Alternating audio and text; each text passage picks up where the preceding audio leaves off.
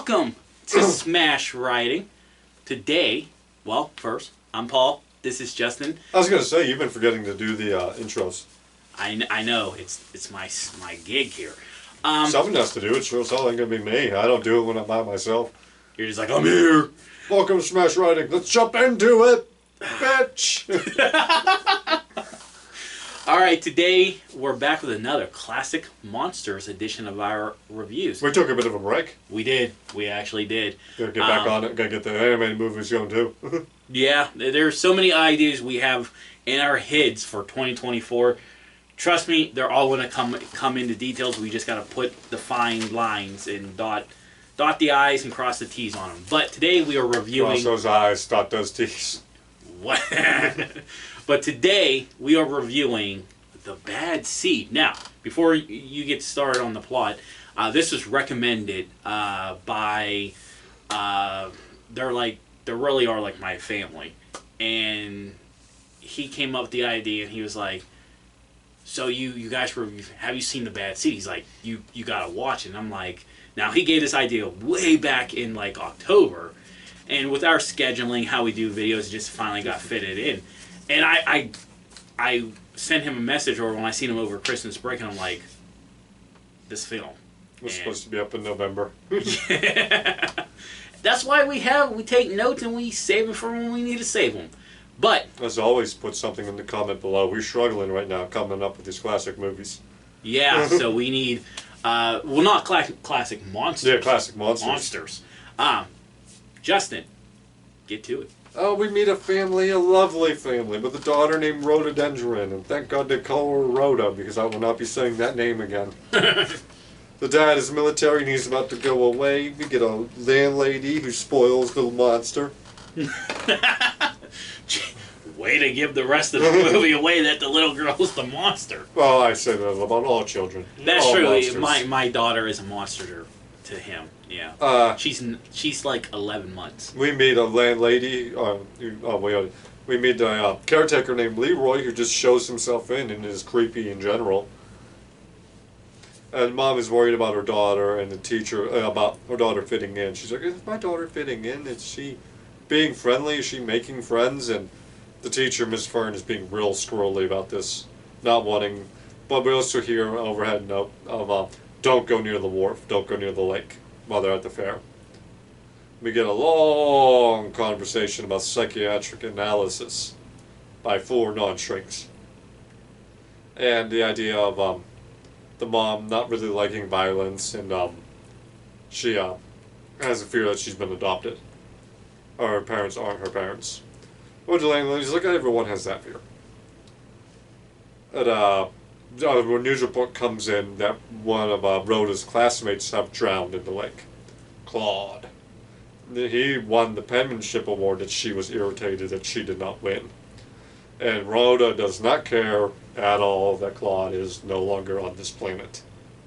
She wants a peanut butter and jelly sandwich. That's what she wants. I mean, who doesn't want a good peanut butter jelly sandwich? Yeah, that's true. I tend to eat peanut butter at like 3 o'clock in the morning. Nah. That's not even a lie. No. I'm waiting for 4 to come so I can change the snake's light bulb. Anyway, Leroy confronts the child over not caring, which is weird. Leroy, stop it. Stop being weird. He got what he got. Yeah. But she had a great line, and she looked at him and she's like, it was Claude who drowned, not me. And she goes. He is determined to find something that'll scare her, though. Because he's fucking weird. The next day, though, the teacher comes over to drop by. And the problem is the penmanship award is gone. And she knows that Rhoda was heckling him all morning about this penmanship award, wanting it back. And she kept trying to steal it from him, and now she was the last one to see him, with him, and she was seen on the wharf. And they made a weird 180 here, with the mom like wanting to question Rhoda, and if Rhoda knows anything, she wants to know. But when it's implied that Rhoda might be involved, she does a weird turn, like, why do you want to question my daughter? Well, what the fuck were you just talking about? But, I think it was her coming to the grips. Yeah. And then she realizes, like, that's still my daughter. Like, now I gotta flip it because... Yeah, she was trying to go from figuring out what happened to protecting your daughter. But we have two more visitors, Mr. and Mrs. Daigle, Claude's parents, and Miss Daigle is drunk. Every scene she's in, she's like wasted. She's drunk in every scene, yeah. I mean, it makes sense because she's probably hearing, like, this is obviously off screen. You would have to assume she's hearing the rumblings that now. Well, she knows that Rhoda was last seen with Claude, and Rhoda wanted the medal, and she wants the medal because it was her son's. But before we get to that point, her name is Hortense. Paul, it's not too late. We could change the name. Sammy doesn't have to be Sammy. She can be Hortense. That is a great name. I would prefer my daughter. Hortense. Come on, and that's a unique name. Nobody beside this drunk woman has this name. If I have a second kid, her middle name could be Hortense. No, Hortense. That's great. I'm going to talk to your wife about this. Going to make this change happen. Anyways, this whole event was traumatizing for everyone because of just how messed up she is. But the husband does take her away, and the mom finds the penmanship medal in the jewelry box. According to the child, she gave him 50 cents to wear it for an hour, but that's what she's flipping on, so you can tell she's lying. The girl goes outside where Leroy's questioning her because he's fucking weird. And Leroy believes that I feel like if they had child abduction charges or whatever in that time frame, he would have those. He believes he confronted her with the idea that she smacked him in the head with a stick. And the police are going to find that bloody stick because they put powder on it and it'll glow blue. I did look it up. Luminol was a thing back then. Luminol came out in 1937. So Luminol was brand new. So okay. I just like that idea. Well, Luminol was new, so this whole concept back then would be new to everybody. True. The mom, she's still not quite convinced what was happening. She asked a doctor friend of hers to show up. And there's another creepy dude. Why are you touching the little girl's hair and talking about she'll make a husband real happy one day? What are you... She's 10. No wonder why she's psychotic. Different times back then. Different times. Let somebody say that about my daughter. Like when she's 10, I'm like, I just punch you right in the face. Like, I'll be there to help you. That's fucking. But she wants to know: do children commit murders? And while that's going on, her dad shows up, and they get into the first doctor and the dad get into an argument over hereditary versus environmental. The dad doesn't think you can get it through hereditary. Everything is through your environment, despite the fact they talk about this other case of this woman being psychotic coming from good people. So your argument is gone at this point, Dad. You must change. But he refuses to. And it comes down to the mom and the dad, and the mom and her dad. And the dad's starting to believe that she's talking about Rhoda, but he doesn't believe it. And he has a moment with his daughter, and he's like, nah, that's a good argument, Dad. Nah, like, why are we even talking about this? But, nah, she's good. But during the conversation, though, with the mom and the dad, it does come out that she was not his. She's the daughter of Ingold Denker, another great name. Ingold. This movie is just ripe with names. She's a serial killer, and she's biologically the mother's mom. I wish I would have wrote the mother's name down. But, so her dad that she thought was her real dad is just her stepdad. And she now thinks that this serial killer gene she passed on to Rhoda. She actually catches Rhoda that night trying to get rid of her shoes that had metal parts on the bottom so she can tap. And when she's fighting with her, the shoes go flying and she sees blood at the bottom of the shoes. This is where things come out. Not only did Rhoda beat him to death with the shoe. And she's like, how did you get bruises on his hands then? He was trying to get out of the wharf. He said he would tell on me. So I hit him again.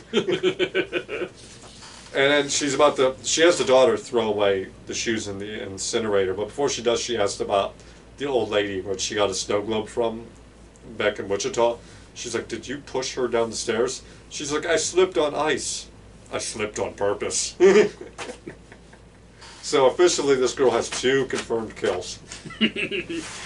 All at the age of before 11. Mom has gone in to protect the child mode, so she's ready to just get rid of the evidence and move on. But Leroy, though, questions her, and he finds out about the shoes and claims he has the shoes. So while Mom's upstairs, and Mom's really showing signs, and the landlady's like, well, I'll give you sleeping pills and vitamins, and the daughter's downstairs catching a fire and catching Leroy on fire. And trapped them. And trapped him in the basement, too. Yeah, he can't get out. And this is where the mom really gets rocked, because now this is 3 confirmed kills under Rhoda's belt. So she decides that she drugs Rhoda with these sleeping pills. Then she tries to shoot herself in the head, both of which fail. Yeah. She survives the bullet because it ricochets off her skull. And the gunshot alerts everyone, so they're able to save Rhoda. But before all that happens, she informs Rhoda that she threw the metal back into the wharf, the lake at the wharf. So that night, Rhoda storms down there to go get her medal and is struck by lightning. The end. Oh, no, that is not the end. The narrator gives us a roll call of all of the actors and actresses. I really like to touch it. Everyone like walks by the door and kind of gives a salute or whatnot, except for Leroy, who walks in. Because that was his thing through the entire movie. He always walks in without knocking. Yeah, that is true. And then we get a, please, due to the nature of the film and the way the movie goes, please do not divulge the climax of the story. Are you telling me not to give spoilers? You 70-year-old movie? I'll do what I want. Wow. So, this was, what year was this again?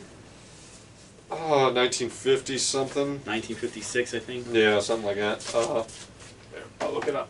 So, I gotta say, like, this film really caught me a little bit by storm. I did feel like some of the scenes were 1956. 1956, alright.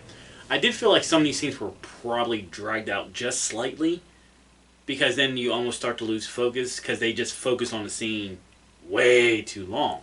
Yeah, it's just dragging places like we... The whole conversation with the environmental versus hereditary. That was important to the story. I liked it. I liked it, but I felt like they could have shortened it. Just because it was like a big chunk of the movie. They should have shortened the first psychiatric analysis conversation between the groups before the radio call about Claude. That was a long scene. Yeah. This is a long movie. It really was. But some of the details was needed. Yeah. I just feel like there are certain scenes that he could have done better at. The psychological aspect on the mom. Yeah. That was intense because, yeah, at one point, you know, it was just like, oh, it's your daughter. And you're like, no, it's not. And then you start to see, when she sees the evidence becoming more and more clear, like, no, your daughter is messed up. Yeah. She feels like then, like, that's my daughter, then maybe I did something wrong. Yeah. And then she's trying to find those answers, whether it is hereditary, whether it is environmental. She's trying to figure this all out. Meanwhile, her daughter's still killing. And when she does come to the grips that, like, her daughter is a murderer, she has to fall back on the idea of, like, okay, this is still my daughter. Now, the girl herself, that you at first in the movie, because the movie is such a good title, The Bad Seed, like, you kind of figured the girl was going to be the monster. And at first they keep it simple, like, no, she's just maybe a spoiled little brat. But then as they get deeper, you're like, holy crap. When she wants something, she doesn't get it, or she does, you know, she's going to find a way to get it by all means necessary. I'll say I looked up the little kid because I wanted to see who played the little kid. Patty McCormick did a really great job, but I got an interesting response here about the ending of this movie, because we talked about the ending being anticlimactic, to where the little girl was just struck by lightning, and that's the ending of the movie. And it says here the novel and the play conclude where the mom dies and Rhoda lives, but the motion picture production code did not permit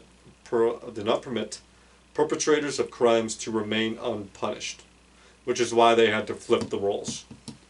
Wow. So they just had to slap on the end of the death of a child just to end the movie. That is epic to know that time frame is that even, you know what, now like, I wonder if that's still a role. No. Obviously not, because But back then there was very moral police code over movies. makes sense. Now that really makes sense of why that ending was Weird. because like you spent all this time building her up just to go away from it. Yeah. So, and that, I mean, Because there was no great comeuppance for her. It was just a finale. yeah, wow, that kind of makes more sense now why they cut that, because that ending did just feel completely out of place. And now, knowing that Justin just read the role, now it kind of makes sense of why the finale was anticlimactic. Is that because they had no other choice? My God, like I would love to like see how that all would have played out. Like that that ending would deserve a sequel. Yeah. Because you gotta assume somebody had to catch on. Yes, the mom's dead. She was the only real one. But where's the dad at? And he's coming back because he came back. So now he's under impression that his daughter's so innocent. But there still had to be other people like, this is no coincidence. Like, Oh yeah, you mean do a sequel to Where the Daughter Lived? yeah. Yeah. Yeah. Yeah, that would have been a good sequel. I mean, it would be a supernatural sequel if she lived struck by, she came back from did some Jason Voorhees shit. Wow. All right. So, let's talk about. We talked about basically some of the pros and cons. Let's get down to the grade and why. I'm gonna give it an A. Solid writing, solid storytelling. You had some really great psychiatric analysis there.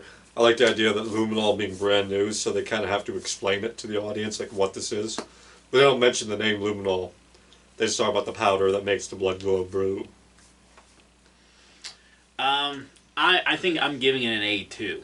Oh, good acting too. Yeah. I think everybody played their role. Especially Hortense. Jesus Christ. Love that name. That name is a fantastic name. Hortense. God. Ellen Heckart. Her playing drunk. Like, was she drunk? The way she just flowed from like one topic to another, and she bounced back, and she kept shifting between anger, sad, depression, determined. Oh, that was really well done. Yeah. So great acting. Good twist and turns. A good psychological build up with the mom.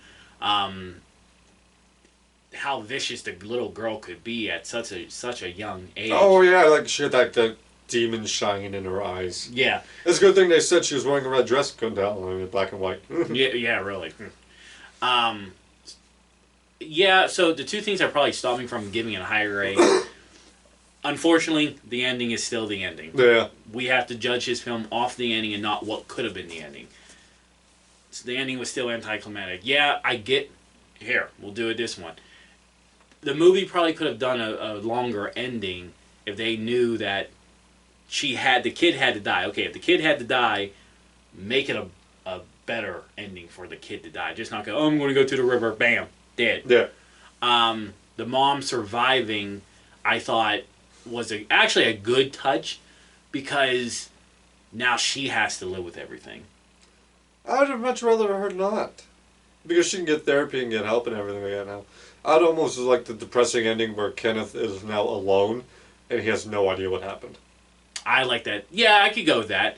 I mean, I still would say, okay, then you got to keep the girl dead because... I wonder if that's why they kept her alive. Because they would have viewed it as too depressing for Kenneth. Maybe so. To lose both his wife and his daughter. But yeah, and there were still, like I said, a couple of scenes were dragged out. But A, I gotta give it an A. I think it was a really good touch.